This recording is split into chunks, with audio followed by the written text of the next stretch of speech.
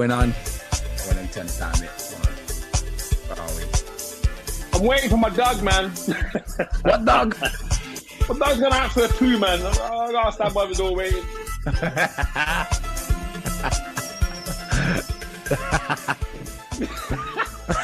Dog, as my dad would say, damn dog.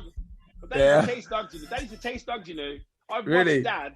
A dog has come up to Dad and started barking at him, and Dad has chased the dog down the road. Come here, Dad, Really? I'll kill you. Really? Remember that sketch? Remember that sketch I've got of the comedy night I did? Yeah. Hey, that's true, man. That's a true story, mate. He used to chase dogs. Really? Around the estate, if a dog barking at me, chase the dog. Come here, dog, I'll kill you. And he'd say, "I'm gonna go and get my machete." The man was mad.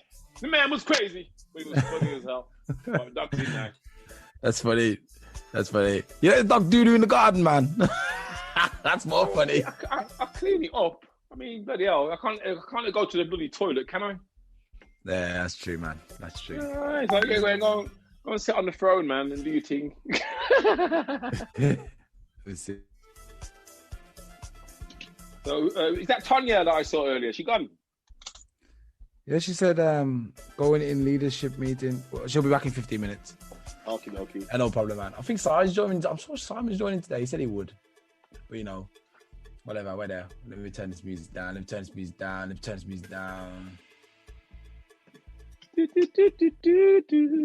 Yes, man. Welcome to Blackopolypse Podcast Media. We're live as usual. Wait, let me see if I can express your Ansicht. Yeah, so I can see you. You can see the way it's gonna be for now. Anyway, man. I want to talk. I want to start off with a bit of a tribute to my cousin. This is actually a cousin on my mom's side. She passed away. It happened. Oh, yeah, no. She passed away a couple of hours ago. Yeah. I didn't even know that. Yeah, I'm actually mad as hell at Facebook because I realized because their new algorithms, they don't show you all your friends' posts. So apparently people have been speaking about this for a while, but I've not seen anything. Yeah, but I'm not being funny, my friend. Why are you waiting for Facebook to tell you about your relatives? The thing is, but the thing is, sometimes you know how it is, man. Life gets in the way. No. And then you kind of like, okay. Mate, you can't blame Facebook for your family not sending you a message. Yeah, but the thing is, no, there's no excuse, man. The thing is, I saw it on, actually, I'll tell you where it gave me the message first. It was Twitter, Instagram gave me the message first. It wasn't Facebook. Yeah, apparently she's been sick last year, whatever. Some sort of breast cancer. You found that out today that she'd been sick last year? Yeah, that's the thing. That's what I'm saying. So no one's told you nothing about nothing. No one said anything. Look, man. The thing is, actually, don't even try and blame Facebook for that, my friend. It's Facebook's fault, man. Because look, they're supposed to show you all the notifications from all your friends. You're making excuses for people, man. But David, you're making excuses for people over a software algorithm. Mate, you've lost the plot. So right there, you know that, for example, if you put a post up, you know that only 20% of the people are seeing this post. You want if you put a post up. If someone in my family is ill, I send them a message. Yeah, but what I'm saying to you is, I phone them. I don't even put it on Facebook. That's the thing about it. Remember when Dad was ill? But this is a distant cousin. How did you find out about that? This is a distant cousin. No, this is like a cousin who I spent a month with when I was when I went to Canada. I spent a month with them. Hey, you feel better blaming Facebook then, man. No, I don't blame Facebook, and I don't feel no. Let's be honest. Like we weren't that close, but I know I spent 4 weeks with them when I went to Canada about going on 10 years ago. Yeah. Well, so mate. I mean, it's been a year and a half, and you're finding out today they've been ill and they've died. You know, not being funny, man. That's because the communication hasn't come from the people who should communicate with you. Not Facebook. Know. That's the thing. I don't even know when did I write. I can find out when I wrote it last. But it's I've had friends die, people in my circle, and I found out through Facebook on the day. If that makes sense. In terms of family and that, obviously them things there. You know, especially if you're saying they weren't like family. So look. It's not that bad. Look, I just wrote to her in June. We was actually speaking a little bit in June. And didn't she say nothing to you? No, that's the thing. Well, I didn't know, like, if she was sick or whatever, I didn't know, but the last time she went was in June. And I actually asked how her family was and stuff, you know? Oh, it's a shame, man. So it's one of those things, man. Oh, man, you know, time can go quickly. You know what I mean? Well, mate, COVID has taken away 6 months of the year. 7 months of the year he's looking at. You know what I mean? It's like, just took it off you. You can't have that back now. That's COVID's time. I mean, in a way, but to be fair, this last 6 or 7 months was probably the best month in most people's lives because they got to spend more time with their family. They get to find out the real characters that are in their house, you know? Yeah, you know what I mean? The marriage. And I agree with you there. It's also been worse for some people because of like work, redundancies and furloughs and all these things there. So, but most certainly, the thing is, I suppose life's got to allow you to enjoy the moment and appreciate the moment. And if you're under pressure because there's no money coming in, you ain't thinking about how good it is to be with your wife and kids right now. You're thinking, damn, a mortgage payment's due next week. So I think most certainly there'll be a percentage of people who would have grown within this. I mean, I would like to think that I've grown. I've definitely a lot further forward than I was at the beginning of COVID. But I know on the other side of the coin, there's some people who are just, they're on their last legs, man. They're on their last legs. So it's and that's the thing with any kind of impact, and recession is always the key one. You always get one set of people who are like, yeah, and the other set who are like, yeah. And this is what COVID's doing, multiplied by 10. Because even in a recession, you ain't losing this many jobs and this many companies going to the wall. And that's true, man. I know at least 6 that have gone out of business in my circle. 6 business. What's it like in Germany at the moment? Then I mean, because over here, man, it feels like we're on curfew. Yeah, are you on curfew? That's the question. Well, are you guys not allowed out after a certain time? Well, they're shutting things down at 10. So as far as I'm concerned, I might as well say it's a curfew, innit? I mean, not being funny. What are you going to do after 10 o'clock if you can't go pub, can't go cinema, can't go restaurant, can't go nightclub? What is there to do after 10 o'clock? Nah, man, everything's locked down. Shops are shut from 5, 6. Really? Yeah. So I'm going to Asda and get like my shopping. Oh, Asda might be open till 10, but not being funny. Asda's not a night out. I mean, I'm too old anyway for all that night out stuff, man. I ain't going to be participating in that stuff. Not a night out, boom, boom, boom. But, you know, say in Birmingham, you might go and sit in Brindley Place by the canal, have a few sherbets, watch the night go by, then go home. But 10 o'clock to me, it's like a curfew. Think about it. We're allowed to be out and about. We're allowed to frequent places from 8 in the morning till 10 at night. Oh. So that's crazy. It's curfew, innit? It is pretty much, yeah. It's pretty much what's happening in Germany, man? Because I'm not hearing. Germany, I'll tell you what, man. Everything's kind of normal. You know, people walk around with their masks and stuff. Yeah. And there's still like all this keeping 2 meters apart is gone out the window. Yeah. I'm guilty of that too, of course. You know, you just can't keep me away from the women, man. You just can't. Nah, classic, man. You got tentacles, man. That's your problem. Yeah, that's it, man. That's it. Well, apart from that, like I said, I think it's pretty. It's all right, man. It's not strict. Are they shutting anywhere down early? Like not at the moment. Not at the moment. I think that's gonna come a bit later for us. That will come, but it's not gonna. It's not here at the moment. Yeah, so are numbers going up again in Germany? Well, it's saying the numbers are going up. I haven't checked really recently. I'm going to check now. But I assume, because the radio, like, yeah, the numbers are going up. But I'm like, hold on a minute. What numbers? But there was actually someone else in my circle who apparently got a positive test from it. So, well, Caroline's daughter's got it, and the daughter's boyfriend, and really the dad. Yeah. They've all been quarantined, man. They have to close down the school and everything. Yeah. For the kid, man. Yeah, man. That's crazy, man. That's crazy. That's what it was. I was at a shop today, and the guy told me, yeah, there was a positive case, and I had to shut the store down now. What? That's how bad. When there's a positive case anywhere, the whole store gets locked off. Yeah, man. Man, it's the thing is, right? I think for me, the thing with all of this is they can't do this indefinitely, can they? I mean, I was speaking to a lady today who works in travel, No. and literally from one week to the next, different places are allowed to be flown to, and then literally within the space of a week, if you're there, you quarantine for 40. So that's why people are scrambling back, man, trying to get planes. So you got a little bargain holiday for £200.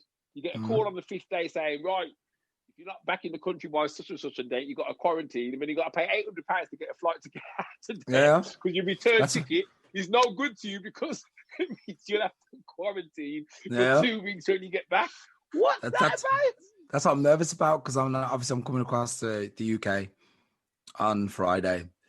And what's worse about what's the problem with me is because I choose to go to England. Yeah, I'm driving, so I'm good. The problem is when I choose to go there and they say, okay, like Germany says, for example, anyone who's coming out of England now is quarantined for 14 days. That means I lose 2 weeks' pay because I chose to go to England. If they say now, like, I got to quarantine, then I'll still get paid. But if I do it on my own accord and I go to England and I get locked there for 2 weeks, then I got to come here and I'll get locked down. That's a month. I'll lose a month's pay. How long you over here for, man?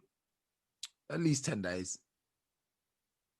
Oh, so we're going to Birmingham Saturday if the weather's nice. Yeah, I'm hoping so, man. What's the weather? The weather won't be nice, but hold on a second. Let me just check.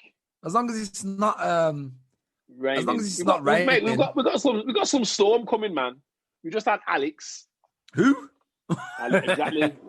It sounds too much like that song. And who the hell is Alex? Yeah.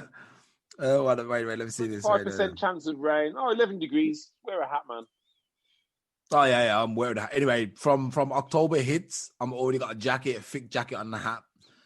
Let me see. Germany numbers. We had 2,400 cases today. No, the last. When is this?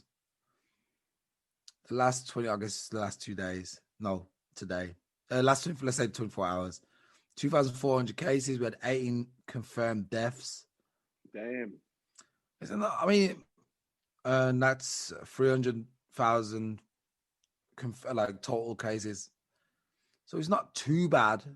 I mean, I wouldn't consider that to be out of control.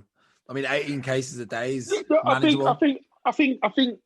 I suppose if they reported flu like the same way, they could create that climate of panic around that, couldn't they? Easy. Easy. But I think for me, because it's like, and I tell you what it was for me, and I was talking to someone about this today. They turned it into a video game at one stage where it was like, England's got this many deaths, Italy's got this many deaths. And there was almost like celebrating that other countries either had let more deaths or that England had, England's got more deaths than so-and-so. And it was like, it cast this kind of bad mark against the country for having that many people who died. And then had all the league tables, and it was like, yeah. And you think, you guys are just turning people into numbers for news to kind of. But honestly, it turned me cold, mate. I tell you what, I've not really watched news properly now for 4 months. I watch the football. Villa, man. We'll come back to that in a bit. We'll get a second. In a bit. But yeah, I've switched off, man. Netflix, Sky, Amazon now. Not paying for none of them. You turned off Netflix? And I'm not turning them off. That's what I've been watching, man. I don't have no news, no mainstream channel. I'm not interested. I don't want to hear about. I don't want to hear about no COVID, even though it's going on. I don't need to hear numbers every day. What's he confirming to me? Nothing. I know now they're testing more people, so hey, they're going to find more people with it. What do you think about? I'm not a scientist. What about the thing we posted in the group about they're gonna have a vaccine by the end of the year, because that's where it's all going to get a vaccine. That's the way they're trying to make it look like that's the only way we can reach normality is if we all get injected with a vaccine. The problem with a vaccine, mate, is they've got a flu vaccine, and every year people still get flu. Mm-hmm. So we get a vaccine for COVID. Let's say it mutates. So every year we then got to get another COVID. So every year, like flu, you got to get a COVID vaccine, a flu vaccine, a batty vaccine. All these vaccines, not being funny, these vaccines which have been created in a lab, which aren't natural, and we're going to be saying, yeah, man, every year I want you to put something alien into my body, and I'll just take my chances. What's the long-term effect of this, by the way? What will happen to me in 10 years' time? Do you know? Oh, we don't know, sir, because it's not tested yet. Oh, right, so I'm the guinea pig then. So can you promise my family, £22 million cash if I die before the age of 70? Oh, well, we can't do that, sir. Well, I don't want it then. Isn't it a bit stupid that they're like, for example, if you say, yeah, what's going to happen to me in 10 years? Well, the problem is not in 10 years, the problem is now. So we're trying to, but the thing is, you might be giving me something worse in 10 years. The thing is, it's well kind of documented in America, the amount of lawsuits that have taken place because so-and-so pharmaceutical has done some medicine and something happened and people have become ill or died and they've had to pay out money and hush money and all that. Mate, it's, like I said, they can't bring out a vaccine in less than a year and say, yeah, man, this is the one, because the guys who are taking it now as guinea pigs, let me find out how they're doing in 5-10 years' time. Then talk to me about that vaccine. Yeah. Because whatever they put in you don't know what it is. You don't know how small it is. We still don't know the numbers of people who died who had flu vaccines. Yeah. Is there a correlation? I have read somewhere that getting the flu vaccine can make you more at risk of. But again, of dying from a respiratory type illness. Yeah. So for me, it's like, I think there's too many people who are kicked back against it. There'll be some who go, yeah, man, the government, man, they'll look after me, and they'll go blindly into it. But I think I can't be blind, man, anymore, man. Not how they've made the world go like this, and they're trying to say, oh, yeah, some bat and some man ate it. Oh, it's just like that film. That film we saw all them years ago. That's what happened. Yeah. Almost like they gave them the plot. Yeah, I mean, they did. That was it. They gave him the plot and was like, okay, this is how I'm going to do it. So get the people prepared. I don't know. The people who are awake. It's too sussy for me anyway, so I'm not having my battery. Let me just adjust this. You don't want to see my books, man. You don't want to see my books. The books are good, man. It makes you look intelligent. It makes me look intelligent. I'm intelligent, man. So Tonya's coming back later. So yeah, let's talk about something that happened this week. I guess the question is, where is everybody else, man? What? Simon's not here. Andrew's not here. Me and you, man, until Tonya comes back. Okay, Tonya was going to come back. Erica's not here. Something brilliant happened today. Yeah, Monday. Sorry, Sunday. Oh yeah. Mate, yo, I swear. No. Let me tell you how I discovered this. I was like, I went onto Twitter, and someone wrote, man, Aston Villa are so far away from Liverpool. And I was like, of course they are. Villa are crap. Then I checked on Facebook. I saw someone post 7-2 to Villa. And I was like, hold on a second. He's messing around, man. Come on, stop messing around. And I checked on BBC. I was like, oh my God, 7-2. I was like, what happened, man? What? Did you watch it? I watched it, man. I watched it. I shouted myself hoarse. I screamed. I was breathless. At one stage, I thought I was going to have a heart attack. Mate, the thing is, right, and not people who don't like soccer for the Americans or football won't get this, but there's a thing about your team and just kind of watching them and knowing that this season, we ain't going to struggle this season. We ain't going to win the league. But we ain't going to struggle. You're going to struggle? Because that one game? We ain't going to struggle, mate. The thing is, I watched them last season, and when we got relegated, all the things that made us get relegated are no longer there anymore. We've got cohesion, we've got a team, we've got young players. We haven't got like old geezers just collecting the money and say, turn up every week. We've got people who care about the club. We've got a good UK nucleus. John McGinn, he was out injured for like 6 months last year. That was a big problem for us. He's back now. He's like a new signing. Mate, trust me, man. We ain't gonna struggle. We ain't gonna win the league. But all I'm gonna say is, if you can go and duff up Liverpool like that, that means we can duff up anybody. And duff up Arsenal. We were clinical, and yeah, it was nice, man. Seriously, even now I'm still buzzing. I says to Kevin, if we finish 17th, I don't care. We beat them 7-2, but I don't think we'll finish higher than 17th. The good bloody team, man. Just going back onto what you said about we got a good English nucleus. Do you think that's, Yeah. not just the English nucleus, UK. Yeah, UK or British, but don't you think that it's time for football to, I know it's not going to bring in as much lucrative, whatever they're looking for. But wouldn't it make sense, for example, like Aston Villa, try and recruit, because I'm sure looking Birmingham, for example, where Aston Villa's based, they could find 22 very good players, top level players in Birmingham. They wouldn't need to go to China not China, but they wouldn't need to go to Spain. The problem you've got. You want it now. It's all about now, isn't it? No, it's not just that, because there's some good youngsters coming through. I mean, they've got a young guy. Oh, what's his name? Yeah, it's slipped my mind, man. Ramsey. Great player. The problem you've got though, mate, is it's mindset, isn't it? I've played football with some fantastic me footballers. Too. Mate, these guys, right, when you look at them and they're doing their thing, you think, and how come you're not in the team? The reason they're not in the team is because of ambition. That. Yeah, it's because of that. Ambition, attitude. There was one guy in particular, I won't mention his name in case he listens and cusses me. This guy was the baddest, fastest. This man was a beast on the field. Yeah. I'm sure he had a trial for Villa, but that was wrong. You wanted to be a bad man. You were what? Wanted to be a bad man. Didn't want to listen. And I think it isn't just about having the skill. It's about, life is a game. You got to play that game, and that game is, most certainly, respect is the first thing you start with. Manners, being able to say your P's and Q's, patience. Yeah. Being able to, emotional intelligence, that's what a lot of young men lack. And discipline. Don't get me wrong, when I was young, I was probably the same, but those are the kind of things that, get them into school, man. You don't need people in Henry VIII's wives, man. Teach people how to be people. Teach them how to communicate. Teach them how to talk to each other. Teach them that, you can feel angry, but you haven't got to react in that way. There's always a better way.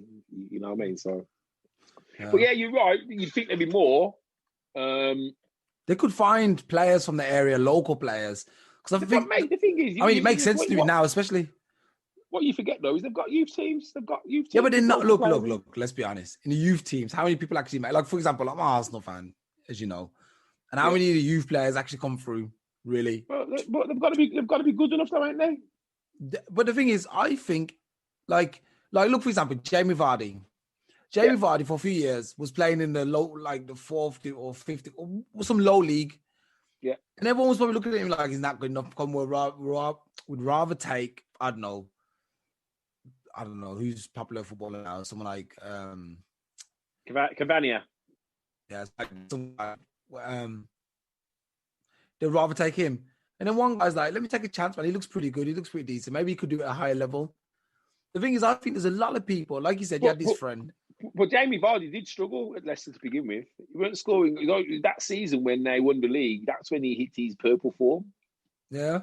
But isn't that like, everyone's got that ability though, and I think everyone can reach a peak, but they're never given the chance to reach a peak. But, mate, you can only get 22 players on the field. Yeah, that's true, man. That's true. There's only X amount of clubs in the world, in the country. Someone's always got to miss out, mate. And that's it. You're right. There are some very, very good talented, but do they have the drive, the ambition to go training every week when it's raining, when it's snowing? PlayStation controllers looking all warm and that. It's like, whoa, can I go on PlayStation or go and run around the park? Mate, it's all about it's attitude, man. Attitude. I had a trial for Villa. I had a trial for Crewe. I went to Kidderminster. And I could have gone to Torquay. Villa, I knew exactly why I didn't get in, because there was just too many people there. I think we had like 2 11-a-side matches. To be fair, before I even started, I was megged out. There was guys doing all kinds of tricks with these with the ball, man, off their shoulder, off their nose. Like, mate, I was just instantly demoralised. I was just a big bruising centre forward. I didn't have all them tricks in my locker. So straight away, I was like, oh God. Ended up playing. Are you like me then? Oh, did he put you in centre half? Well, everyone wanted to be a striker, so I did a cracking job. Actually, when I scored the winning goal, really? Dave Richardson was like, went to Crewe. They said, you'll do well in the lower divisions. Didn't sign me though. And then Torquay, I didn't go to because too far. Well, we had to stay down there, which would have meant me asking mum to money, and I wasn't in that. I wasn't in the place where I asked mum for money. Everything I did on my own. So my paper rounds and all that. But I couldn't afford to go. Too proud. Nah, man. No income coming in other than her. Was there? There's no man in the house, man. Oh yeah. Okay. You know what I mean? So for me now, it was really about. I suppose once that happened, it was about me just doing everything for myself. So I had my jobs and this, that, and the other. But yeah, Torquay was a step too far. And then Kidderminster, I went there once. It was good, but I just didn't go back because we had to get. How did we get? I think we had to get the train there. Or did we get a lift? But it was like, oh, it's hassle. And again, when you're young, attitude, isn't it? If I really wanted to be a footballer, I'd have got my backside on the train and got there. You know what? You saying that, you have some kind of similar story to me because the thing is, I had somebody who really wanted to support me. So I was, the guy kind of like my old trainer at my old football club, he bought the team, the main team of rugby. And he was like, look, I want you to make it. He wanted me to make it. He was like, look, I want you to make it. Look, I'm going to talk to the boss, the trainer. I want you to play. And he told it, even though the trainer weren't keen on me at all, the guy, the chairman was like, oh, you've got to play. You will be in the Premier League if you just get your feet sorted and get some proper training. And I was like, yeah, okay. So I went there training. I was young at the time, so I was going there every day doing the with the train, going to the training and stuff. And then we played against like West Bromwich Albion and stuff. Wicked, man. But the thing is, what happened was, like you said, attitude was wrong. Second, I really started to need money. Yeah. So I got a job offer. And I was like, oh, yeah, I'm going to take this job. And the job just happened to have the working hours of 5 in the evening until 1 o'clock in the morning. So that was pretty much my football career over. Yeah. It was like basically choose the job or choose the football. Yeah. And I was like, hey, I'm not making any money from the football at the moment. I didn't have the foresight to say, look. And that's the thing. It's when you're young, and you're right. You come from a single parent family and that you can't lean on your mum for money. You got to try and stand on your own 2 feet. Yeah. And, you have to give up dreams in order to make sure that there's an equilibrium at home. But yeah, it's one of those, mate. I mean, football's football. The thing is, I had a dodgy ankle anyway because Dad dropped me when I was a baby. So even though I actually played semi-pro as well, but my ankle used to swell up, man. Every now and again, it swelled up, man. I was strapped up my leg all week, and then I'd strap it up to play a game. Ain't no way to live. So, yeah, I do miss it, though. I do miss kicking the pigskin around. Oh, yeah. Actually, maybe when I come over, man, we can get together, man. I'm sure they'll allow us to... We'll have to do 6-a-side or something. Are we allowed to meet in the park? Outdoors, I think. I think you're allowed outside. I think we are, You're not? No, separate households, isn't it? You can't meet anyone from separate outside. Yeah, but in the house? Isn't it not outside the house? Yeah, you know something? That's what I mean. I don't know. I really That's confusing. You know what? The last I heard that no one's listening to it anyway, so it's all good, man. As long as everyone's not listening, we're good. We're covered, man. Mate, the police, right, last week went into Blackheath and steamrolled all the shops.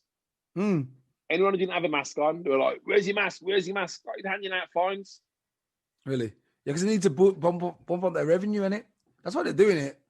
The police are low on cash. There's been no money coming in from like speeding tickets and stuff in the last. Yeah, think about it. So they need to think, okay, we need to make some money. So hand out fines to everybody for not wearing a mask. That's the easiest way. They make us easy pickings. Pickings. Trust me, man. They make so much money from speeding. You're probably right. 100%, man. If you think of the money they're throwing at COVID. Yeah, I would imagine that they've got to try and get that back somehow. So yeah, and I'm telling you, man, this COVID thing, like I said, I had a very, very, very, very close encounter with COVID. Very close encounter, and trust me, the girl who ended up getting it, I didn't get nothing, and I was mingling with at least 50 people, and none of them got it, and none of my family got it. No one got it. So I'm like, hold on a minute. They're saying if I just breathe like this, you get COVID. But I had a close encounter with a chick, and she was positive. And I wasn't positive, and no one around me was positive. So how come we're there? I'm supposed to get it from just the breath? It goes through the air. Isn't that what it's saying? It goes through the air. So why have I not got it? That's what I want. I want answers. And but they would say they covered it because, like I said, they covered all the goalposts. Yeah, maybe you're just a super spreader, or you got a good immune system, but you still had it, and then you passed it on. But all the other 50 people and stronger immune systems. So everything's great. And I'm like, hold on a minute, hold on. Yeah, so why do we all have to wear masks? Mate, this is just some weird thing going on right now. So like like I say, it's affecting the freedoms, and I feel like I need to be in bed by 10:30, man, because it's like I'm going nowhere. I actually think it's like if I have to go to the shop at 10:30, I'll be like that. I'll be para. Say I have to go and get some milk from the garage, I'll be like that. I think because the I think police you stop can you. find out. That's what I'm saying. Crazy, man. I don't know. Crazy. Do you have to go away there? Isn't it just? It's just all pubs and bars have to close at 10. Yeah, but You what can else still is go open? out? Yeah. Where do you go? Where? Petrol station. They're still open. Yeah, That's an essential thing, isn't it? Yeah, it's Just not go to hang out at the petrol station. Yeah, that's what I'm saying. I think it's places where people frequent, isn't it? Is what they're saying. Yeah. You know what I found, which was really like people got really creative throughout this whole pandemic or plandemic. Like when obviously you couldn't go to the bars, they were all closed. So what people were doing, meeting each other at the river where I live, and like they got them speakers, Bluetooth speakers. Yeah. That loud, and everyone's having a little dance. I couldn't believe how many people were down there. I was like, look at this. There's a disco outside on the river. Man. Little rave, man. You'll never stop people coming up, man. Yeah. But did the Germans call them illegal raves like they did over here? I think so, yeah. Oh, did they? It's a bit more relaxed somehow at the moment because we, the Germans are kind of like they listen. The British, they don't listen. You guys are just against establishments and it. What was the saying? Anti-establishmentarianism. Mate, I don't even. Maybe basically, if you don't agree with them, then you're a terrorist. So, I mean, the English are terrorists, man. They're the terrorists. Can't believe it. Anyway, So Villa won 7-2, and I believe Tottenham won as well against Manchester United, which was also kind of crazy. But I mean, Tottenham are kind of. Mate, have you watched the Amazon Prime show, the Tottenham show? What's just been? Who's the boss? Is Pochettino still the boss? Is it Mourinho? He's got one. Because I remember last time there was a Manchester City one, in it. Yeah, I didn't see that one, but Tottenham won, mate. Good. I've got to be honest. Me and the wife watched it, and was you impressed? You know what it is? Because when you think of footballers, you think, they got loads of money, they're all twits, they're all taps. Yeah. And I think what that showed, and it showed a human side of them, the human element. Yeah, sure. And it also showed you a human side to Jose Mourinho. Of course, this guy's a nice guy, man. When you take out of the football, the thing is, and you're right, and I liked him for a long time, but then kind of when I thought he's got a bit bloody moany, hasn't he? He's a troll, man. But you know what he is? He's the teacher at school who wasn't happy if you got a B+. Yeah. He knows you should have got an A+, and he'll kick. You call it tough love back in the old days. He'll kick your ass until you get it right. And watching him, and he doesn't just go in there and go, he goes in and he looks and he watches what's going on and he looks at dynamics and he sees who's the main players and who are the main people. And he makes sure if they're with the team, brilliant. If they're not, let's get them out, because obviously that person could influence the whole team. But I watched that show, mate, and I've got to say, I've got a little bit of an affinity to Tottenham now. What? No. Yeah, man. Let's not go too far, man. I'm an Arsenal fan, man. Mate. I'm not sure I'm going to watch it because I'm an Arsenal fan. I ain't watching it. Watch it, man. I ain't watching it. Watch it, man. It's good. Even as an Arsenal fan, even as a Villa fan, Tottenham have kicked our ass every season for the last X years. I should hate Tottenham. But, Nah, not Tottenham, man. I'm sorry, man. I'm sorry, man. Maybe I'll watch it. What he's doing. But I don't want to be convinced that Tottenham are nice, man. No. Especially with Mourinho. Mourinho is like, I like him as a person, but as a manager, I don't like him. He's a troll. That's what he is. But as a person, he's a nice guy. I've seen him do some real nice humanitarian stuff, man. I was like, man, this guy's actually all right. He's a winner. But some people win by being CUNTSs. Yeah. And some people win by not. And what he's gone in there with Tottenham and said to them is that you guys, you're all too nice. That's why you ain't won nothing. Because you're all like, I've been tackled. No, you need to be horrible. And that's what he's doing. And when you watch them play, mate, you can see it. Yeah. No, Tottenham, man. Tottenham. I ain't watching no documentary Tottenham, man. Sorry, man.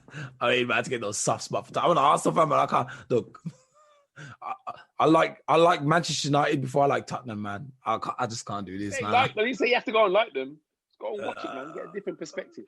Nah, it's all right, man. I watch when Arsenal bring out a documentary, I'll watch that one.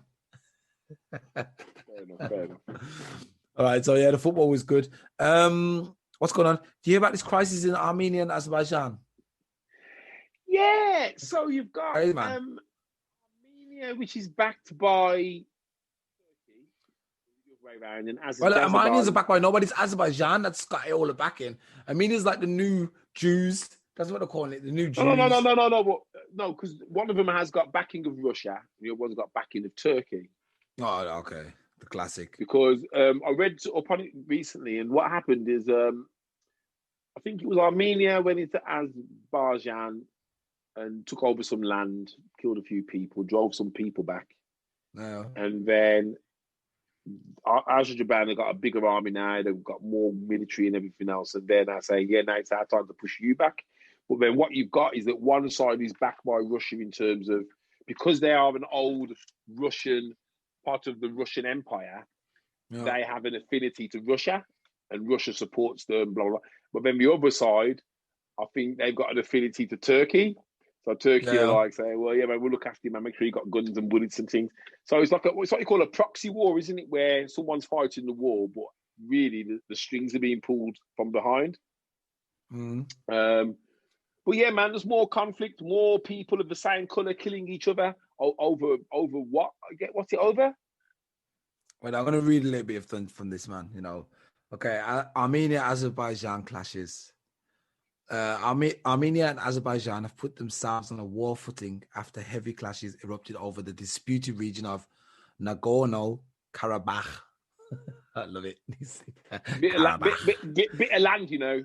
Karabakh, yeah. That's it.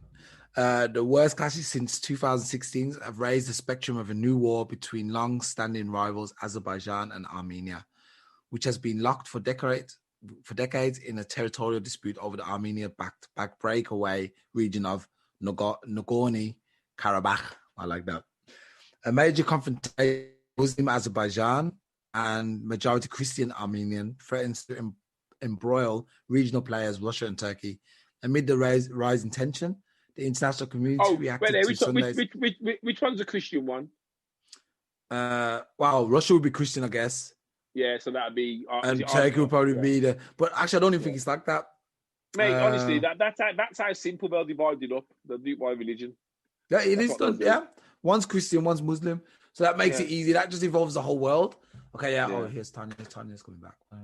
They'll make it about religion, so it's just like it's easy. But, oh, yeah, you're this, you're that, boom. The thing is, right, these people are all the same people, same colour, probably flipping, you know, like the same things, watch the same TV shows, and their government says, yeah, man, let's go and pick a fight and cause trouble because we ain't got nothing better to spend our money on, rather, you know, like on our people or the families or the children or the hospitals. What we'll do, we'll spend it on bullets. We'll spend it on bullets. Fair. Just to make you... What's that? Yeah, so Azerbaijan's allies is Turkey, like you said, blamed Armenia for the flare-up and promised Azerbaijan full support. So yeah, you're right. That means Russia, I guess, is the supporter of... I don't know, man. All this is crazy. It is crazy, mate. Like I said, man, all these people are the same people. It's like, yeah, man, we're gonna come and claim back this land because if we get this land back, it's gonna change the whole world for us. Everything's gonna be better. Hey, let's bomb y'all and take y'all. Oh, God, man, it makes me so mad. Well, all calling for an immediate ceasefire, but I don't know. Anyway, Tonya, did you vote? That's the question we all got in our mind, man. Are you voting? Froze, man. I froze. Hello, everyone. Hey, how's it going, Tonya? Hey, live from Ohio. Yes, we are starting our early voting as of today. And when I say it was over 1,000 people out voting at 10 o'clock this morning, it was amazing.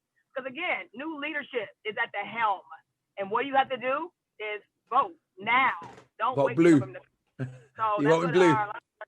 Yes, vote blue. That's what a lot of the constituents in our city are really pushing is to vote now. Don't wait till November because of all the antics and things that are happening even now, like on the back end, things that he's trying to change in law, 45 trying to change in law. And so we're really pushing. Exercise your right to vote. That's what your ancestors, this is what they paved the way for, is for us to vote. So I feel that this is an election that is going to be unprecedented, just with COVID, the riots, and world news. This was going to be like when President Obama was, elected into office. We have that feel. That's what we feel today, because again, I just left from there. I was going to try to vote, and it's literally like wrapped out to the street. So, and the Board of Elections in Franklin County is the only Board of Elections that you can vote if you live in the city of Columbus. So to be able to see that again, to see that power and the voice coming out again on the first day of voting is absolutely amazing. That's so so in terms of the voting, when does the voting end? The voting will end October 30th will be the last way to vote, early voting, and then you will vote on November the 3rd. So this year was one of the pushes like it was back in 2016. Because again, in past elections, Ohio is the swing state, is what really pretty much leads the president into office. So the last maybe 8 years, maybe even I would say past 20 years, Ohio has elected the president. So this year for us is really pushing to vote now, get your people out, get your friends out, vote now. And, really understand, and not so much as vote, but understand who you're voting for, that push, and understand who the constituents are, who do you want in office, and not just say, okay, we're going to push the left, understanding, having that voice to understand.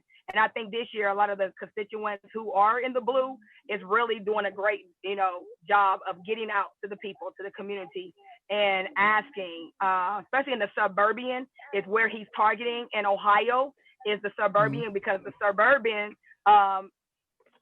living environments are not just Caucasian anymore. They're now almost predominantly Black.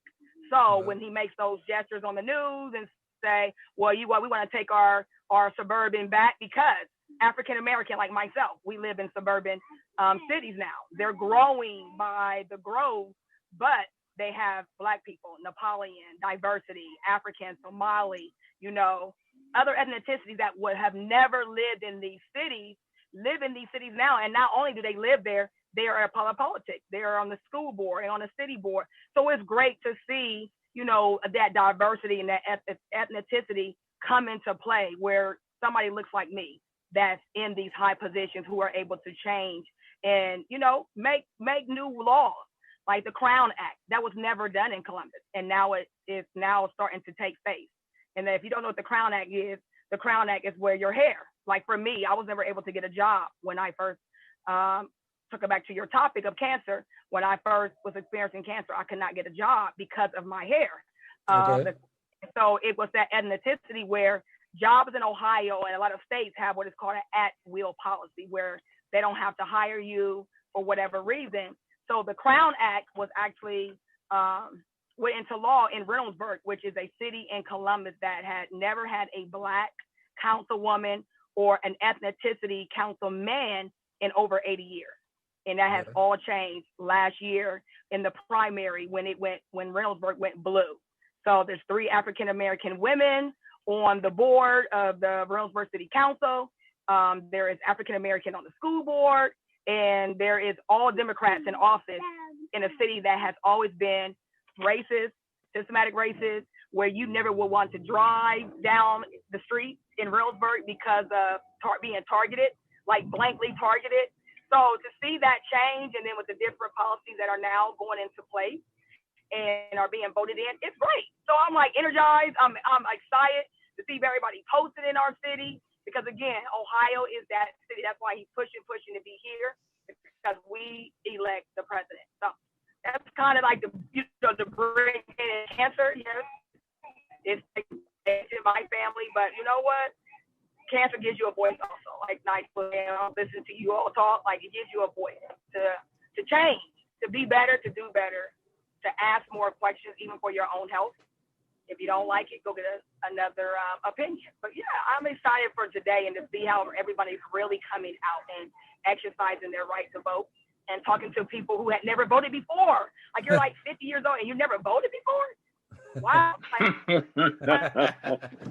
Fantastic. Hey, Tonya, No, the thing is, So can I just ask you a question? The thing is, what I'm reading here, you got the popular vote, which is obviously what you're doing now, and you have the electoral vote, which means even if he gets the popular vote, hello, can you say? But he lost the popular vote last time. Yeah, but he got the electoral vote, and that's what it is. So even if you think, I'm gonna vote for Biden, it could be that he still loses because the electoral vote.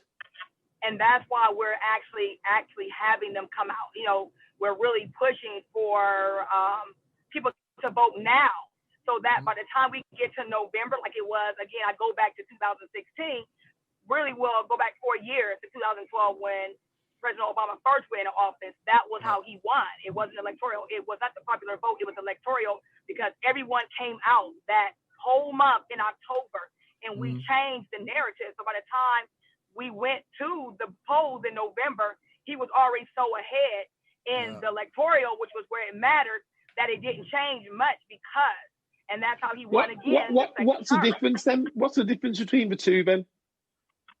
I think right now in the polls, I think he's up 13 points. And no, but in terms of it, what does electoral vote mean, and what does popular vote then? What's the difference? I guess with for me, I'm still learning. I've never understood between the two, but I know when he got in 45, got in office because he won the electoral. It should have been the popular because that would have been Hillary, but he ended up coming to office. Our main concern is not even about the electoral vote, the popular vote. It's about making sure that everybody votes. So we understand what's going to happen. We understand what they're doing now, all the voter oppression across the nation, across the world, especially in the U.S. where a lot of the states are red still. We are pushing. Myself, as I call myself a grassroots, just an extension of constituents who are in these jobs, councilwomen and senators. I'm just that grassroots. So I'm just here to be the voice, share on Facebook, share my experiences. My mother's and were sharecroppers. So I know what that means. I know what that looks like, just hearing from my mother and talking to a woman who's my grandmother by this family. She's 94 years old. Can you imagine talking to a 94-year-old woman and what she's been through and everything? Just it's crazy. And she was sharing that with us yesterday at the funeral, and I was just so engrossed because this is a woman who's 94. That goes back almost a century, almost a decade of dealing with politics, dealing with what she dealt with, all the oppression, and we are here and we have to vote. We have to. I'm not saying who we have in office is going to be the best, but we got to make a change somewhere. We cannot go another 4 years. So we're just been saying, forget about the electoral vote. Who cares about the popular vote? That's what they have. That's what they're wanting to horn on. I need to find out. I need to find out. I've got it up here. Hey, Nigel, I'll read it to you. The popular vote is direct democracy. Citizens vote for their choice of official for the position being elected. Votes are counted. Majority of votes is elected to that position. An electoral vote is representative republic. Citizens vote for a delegate or representative, generally in accordance with their allegiances or party affiliation. Delegates convene and vote. Winner of that vote is elected for the position in question. So basically, if you've got a council with all Republican members, they're going to vote for a Republican electoral vote. And then if you've got a Democrat, then they're going to. So the main battle then is to take over as many cities as possible to then get the numbers of Democrats. Electoral vote.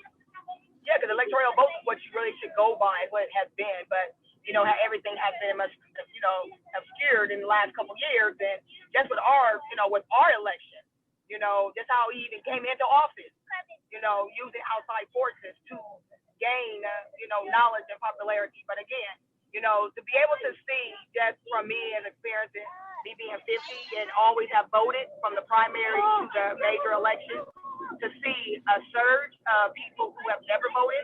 And when I talk about even stars, like watching Twitter and seeing how the stars are energized, it is not just color. Everybody, they want to still talk about color. It's not color. It's about all races are now starting to understand what their vote matters in some places, that you got to make a change.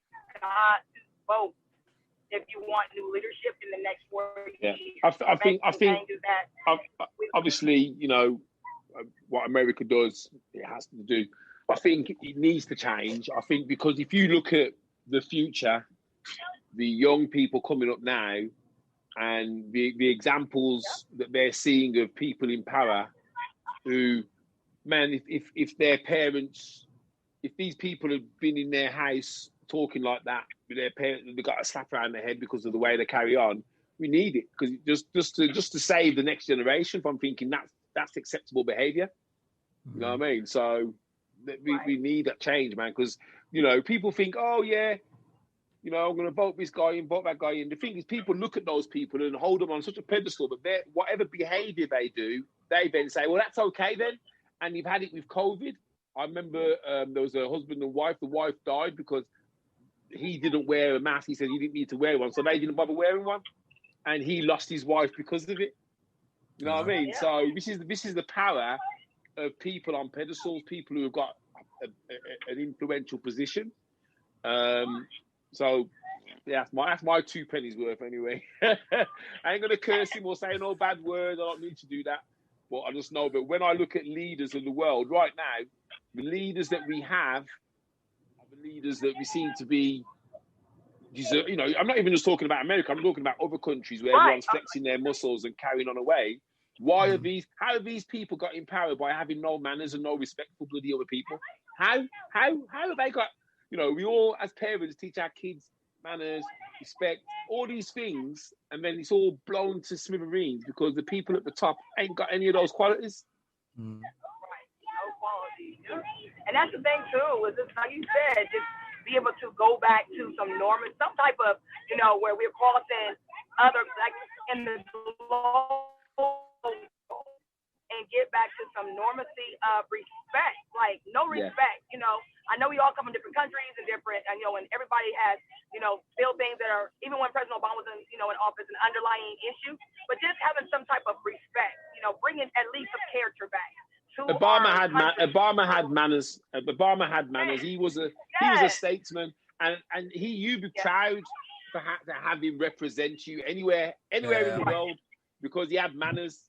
But the other guy, man, he's like that kid from school, man, who if he didn't get his own way would start making noise. And honestly, I mean, like I say, man, you just think, wow, this is what represents the top level of leadership in the world, man. The top leadership in the world, and it didn't matter that he talked about it. And as a teacher, I think about that all too, like those experiences that you gained, because he wasn't just black. He had white. He had Muslim. You know, he had different ethnicity was embedded in him, and those stories and those experiences made him who he was, so that when he would go on the global tours and on those, you know, and have those global conversations and meetings, even though it might not have been the outcome that he wanted, he was able to have some type of respect, and they walked away with, you know, respect for each other. You know, and that's what we have lost. So that, you know, and, you know, when I talk to people and talk to even my kiddos, because they're Muslim, and, you know, when they talk to them about their country, and they're like, well, my mom and dad you hear the child's perspective, you really think about, like, we had, no matter what the world and the seven media outlets say, we really lost what that was. Coming across, having those respect conversations, and even though we might walk away, and it might not been nothing done, it was still that level of, as you said, that level of respect and character and statement where he was able to show that. Yeah. And I think we've lost that in the last 4 years. So well, it's like there's children in charge now, because there's all these like little petty name calling and all the petty things that you see in a playground. But even worse, level. Because now people are losing their lives. So it's almost because now people are coming, and now countries across the world are losing lives because of COVID, losing lives because of systematic racism, losing lives because it's okay. It has been okay from the leader of the land to make choices, and now no one has the consequence. So that's why today felt for me it was needed, it was necessary, it was great. Like that's what's been all over my timeline, to see everyone standing in line. They didn't care how long it was, and it just feels that we're turning that tide. And no matter what people think, You know, it's a long haul because October, you know, anything can happen, and we already see it from them taking the post office boxes away from our city. And, you know, I tell everybody, you can vote. Even if you was in jail, you can vote. You know, if you're a newly 18-year-old, you can vote. So just really understanding me, understanding my position, and understanding the rules that I can share in governor so that I can help someone who doesn't know. So that's what I look at this platform is that we're sharing, you know, across the world because now we can not just in my country, but in your country also.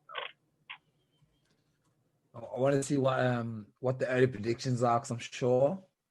I want to know who's more popular. UK and Germany primary election. Sorry, what was that? I wanted to ask, like, are you having a primary election?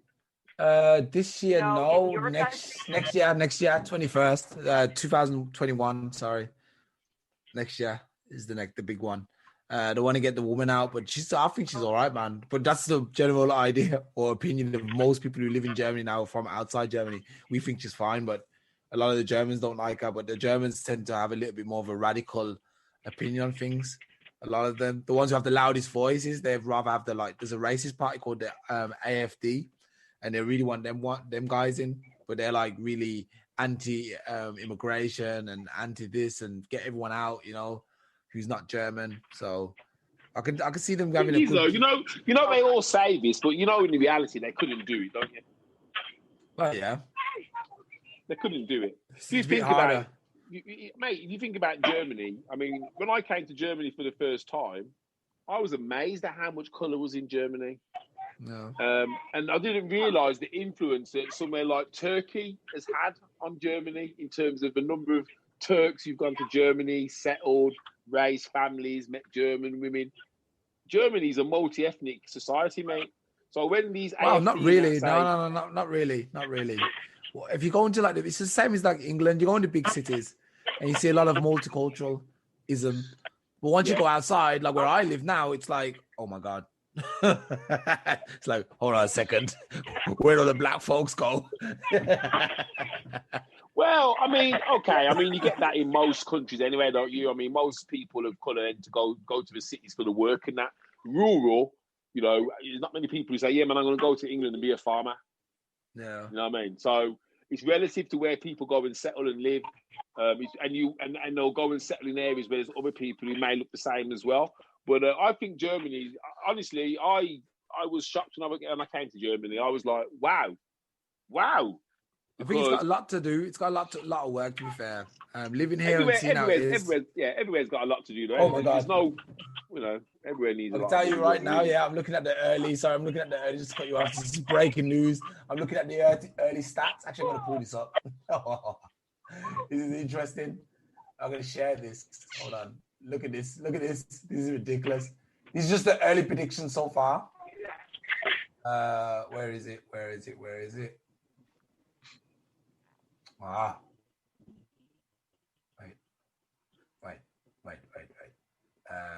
I want to share.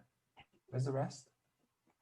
I'm looking at no bogus figures, you know, and making everyone angry in that. Oh, that's not it, man. Wait, guys. Wait, I need to find. Hold on. The site. Believe I'm gonna freak your mind. Where's the page I was just on? Oh, here we are. This is the early polls. Look at this. What you see is Biden.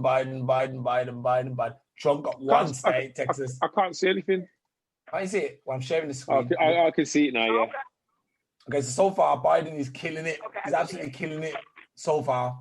But that's like, it's too early to say. But so far, it's like everyone who could voted for Biden. Ridiculous. Ridiculous. I don't know, man. I don't know. But if he stays like this, I mean, you'll have a new president. But, you know, things is a survivor, man. Trump is a survivor, though, isn't he? He pulls it off every time. Hello? He's still with us. Tonya? Tonya, you still with us? Yeah, I'm here.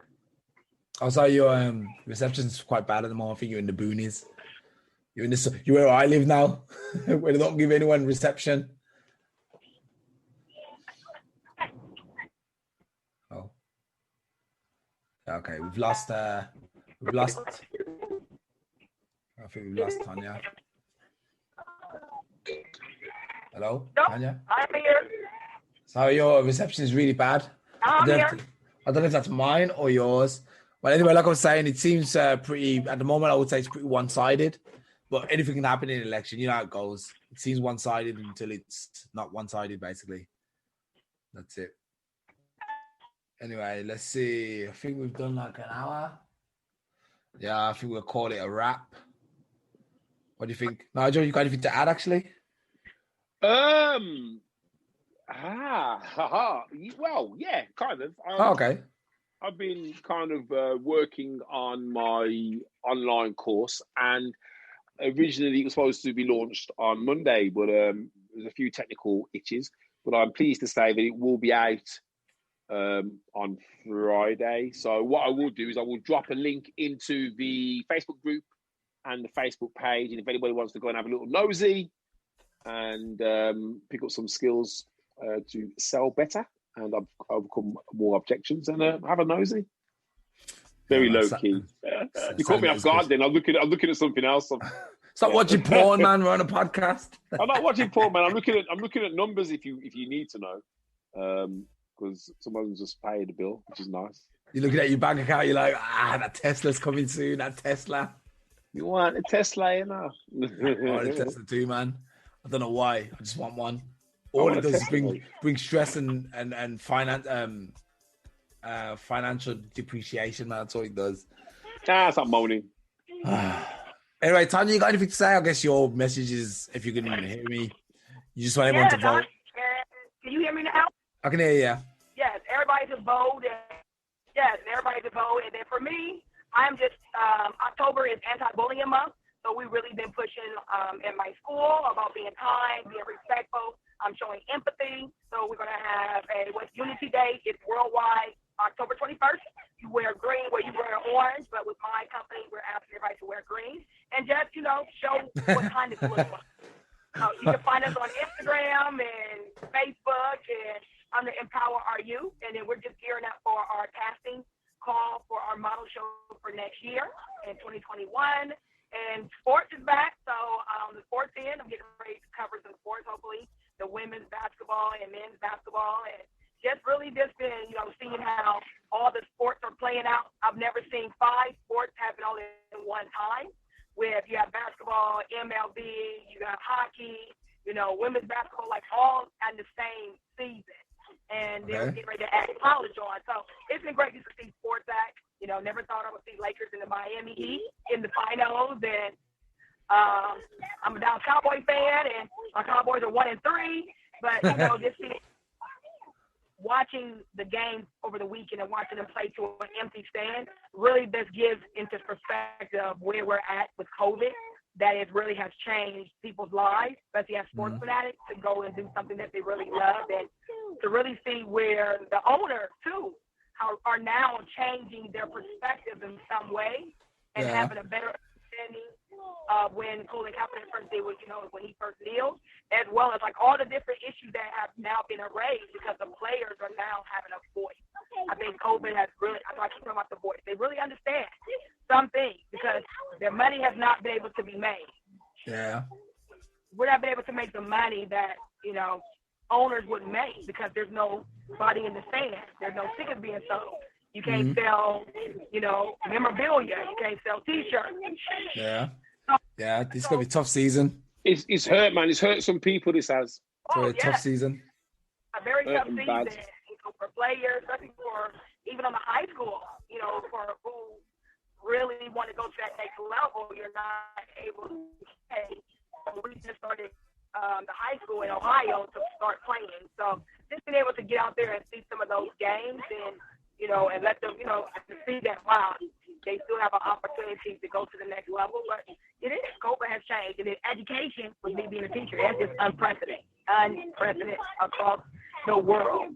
Half of our country is virtual, and then half of us is some type of hybrid, hybrid blended learning, and just be able to, give them grace, because kids are doing it. Something that we saw on TV, like in Germany and China and other countries, like I said before, and it's unprecedented. We don't know what it's going to look like. Maybe 5 years, and they keep the reports are saying you really don't know what the factor is going to be based off the child is in 5 years, like 5 years. So if a child is in kindergarten, you won't really see the effects that COVID had on them will be in the fifth grade, like 5 years later. Yeah. So that's what I said to you earlier, Wayne. Yeah. You can just imagine that. Just think, like you said, the youth now will just come up in that COVID world, and that's what they're trying to do: get everyone to come up in this controlled world where they can just be under everyone's rule. They can say, "Look, jump," and everyone has to jump, or go in your house and stay in your house. That's what they're bringing in now. It's officially the Orwellian state. That's where we're at. Anyway, yeah, thanks for that, Tonya. Hopefully, we'll see you next week. I just want to say a couple of things. Obviously, rest in peace to my cousin who died of breast cancer. Thank you. Never trust Facebook to share any. Yeah. Never trust Facebook to give you any messages. If you need to say to somebody now or say, but don't leave it because you never know when the person's going to be gone. Yeah. So I'm mad at Facebook. And obviously, cancer is just a pain in the butt. Guys, and if you get a chance, watch the polygamy video I put up. Blackopolypse Media documentaries. It's going to be coming. We're going to do another one hopefully this weekend. Part 2. It's going to be like a 4-part series.